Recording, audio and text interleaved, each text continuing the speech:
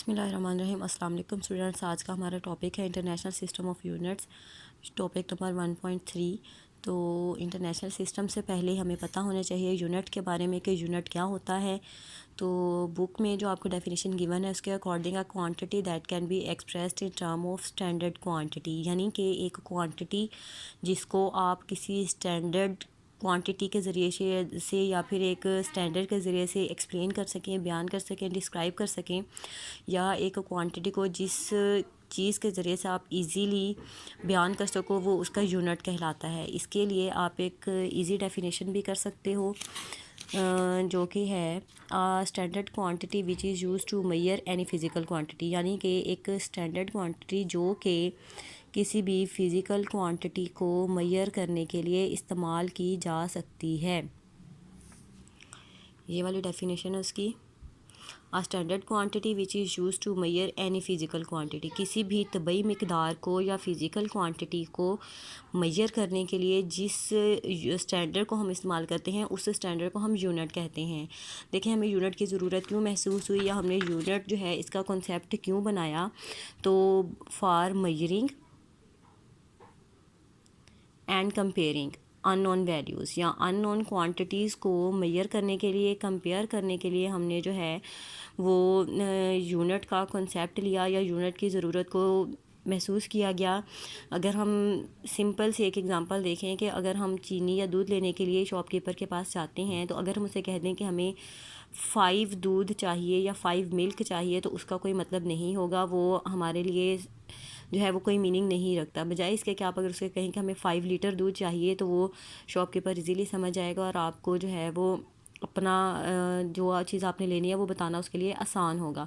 इसी तरह से अगर आप कहते हो कि मुझे 3 चीनी चाहिए, तो इसका कोई मतलब नहीं होगा। अगर आप कहते हो कि आपको 3 किलोग्राम या 3 केजी शुगर चाहिए, तो इसका कोई मतलब है। इसके ज़रिए से आप यूनिट के ज़रिए से इजीली समझा सकते हो कि आपको कितनी क्वांटिटी चाहिए, किसी चीज़ की कितनी मिकदार चाहिए। ठीक है, उसके बाद है हमारे पास need of international system of unit. तो अगर हमने यूनिट बनाए तो फिर हम देखते हैं कि इंटरनेशनल सिस्टम ऑफ यूनिट की ज़रूरत हमें क्यों पड़ी।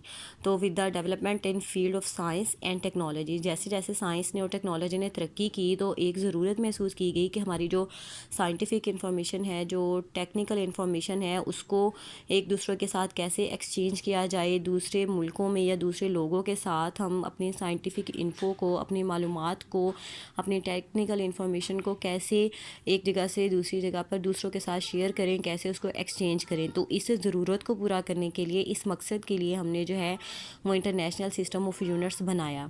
अब इंटरनेशनल सिस्टम ऑफ यूनिट क्या है हमारे पास? The 11th general conference on weight and measures held in Paris में 11वीं जनरल कॉन्फ्रेंस मुनक्किद की गई।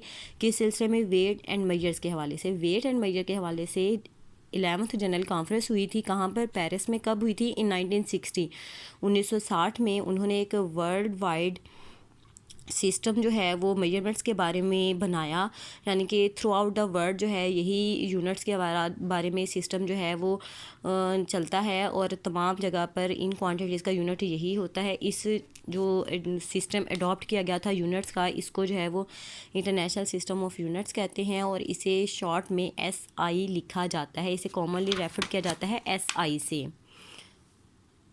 उसके बाद जो है, जिस तरह से हमने देखा था कि क्वांटिटीज़ की 2 टाइप्स हैं, base quantities and drive quantities, इसी तरह से यूनिट की भी फर्दर फिर यूनिट्स को भी 2 कैटेगरीज में डिवाइड कर दिया गया। बेस क्वांटिटीज़ को डिस्क्राइब करने के लिए बेस यूनिट बनाए गए और ड्राइव क्वांटिटीज़ को बयान करने के लिए ड्राइव यूनिट्स बनाए गए। तो पहले हैं हमारे पास बेस यूनिट। हम ये देख लेते हैं कि ये क्या करते हैं। Units that describe base quantities, वो यूनिट्स जो बेस क्वांटिटीज़ को डिस्क्राइब करेंगे। बेस यूनिट, आप बेस क्वांटिटीज़ याद होगा कि वो क्वांटिटीज़ होती हैं जो अदर क्वांटिटीज़ को बेस देती हैं, उनको ये फंडामेंटल होती हैं और दूसरी क्वांटिटीज़ ड्राइव करने के लिए हेल्पफुल होती हैं। ठीक है, तो इसी तरह से जो बेस क्वांटिटीज़ का यूनिट होगा,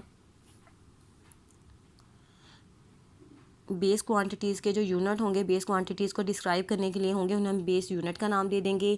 और हर बेस क्वांटिटी का अलग अपना यूनिट होता है। Each base quantity has its own SI unit. Her base quantity का अलग से अपना SI यूनिट होता है। अब बेस क्वांटिटी जो है हमने पढ़ी थी 7 इन नंबर्स होते हैं, ये तादाद में 7 होती हैं। सबसे पहले लेंथ थी जिसका सिंबल एल होता है और इसका यूनिट जो है वो मीटर होता है जिसे एम से रिप्रेजेंट करते हैं। फिर मैस है उसे एम से रिप्रेजेंट किया जाता है, उसका यूनिट किलोग्राम होता है जिसे केजी से रिप्रेजेंट करती हैं। फिर टाइम है, इसे स्मॉल टी से रिप्रेजेंट किया जाता है और इसका यूनिट जो है वो सेकंड होता है। फिर इलेक्ट्रिक करंट है तो इसे आई से रिप्रेजेंट किया जाता है और इसका यूनिट जो है वो एम्पेयर होता है, एम्पेयर को ए से शो कर डिनोट करते हैं। उसके बाद आपके पास जो है वो टेम्परेचर है, टेम्परेचर को कैपिटल टी से डिनोट किया जाता है और इसका यूनिट केल्विन है जिसे हम के से रिप्रेजेंट करते हैं। उसके बाद इंटेंसिटी ऑफ लाइट है जिसे आप एल से डिनोट करते हैं और इसका यूनिट जो है वो कैंडेला होता है जिसे सी डी से रिप्रेजेंट किया जाता है। एंड लास्ट क्वांटिटी हमारे पास थी अमाउंट ऑफ सब्सटेंस जिसे स्मॉल एन से रिप्रेजेंट करते हैं और इसका यूनिट मोल होता है जिसे MOL लिखा जाता है। उसके बाद है हमारे पास ड्राइव यूनिट्स।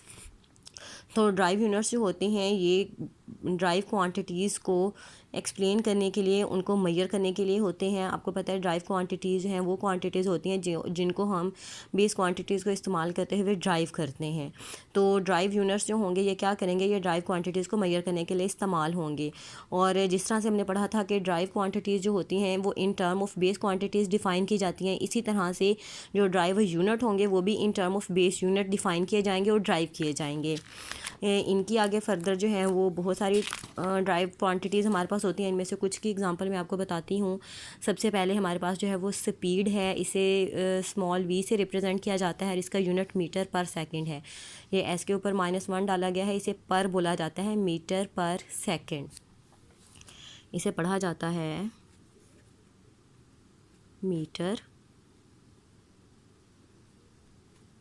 पर सेकंड।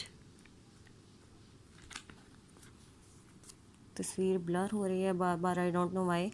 उसके बाद जो है एक्सेलरेशन है जिसे स्मॉल ए से रिप्रेजेंट किया जाता है और इसका यूनिट है मीटर पर सेकंड स्क्वायर, मीटर पर सेकंड। और इसका जो यूनिट होता है इसे मीटर पर सेकंड से रिप्रेजेंट किया जाता है। वॉल्यूम जो है इसे कैपिटल V से रिप्रेजेंट करते हैं और इसका यूनिट जो है वो मीटर क्यूब है।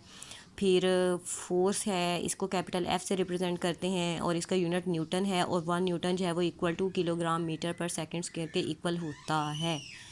Thank you. अगर लेक्चर पसंद आए तो कमेंट कीजिएगा, सब्सक्राइब कीजिए, शेयर कीजिए। अल्लाह हाफिज़।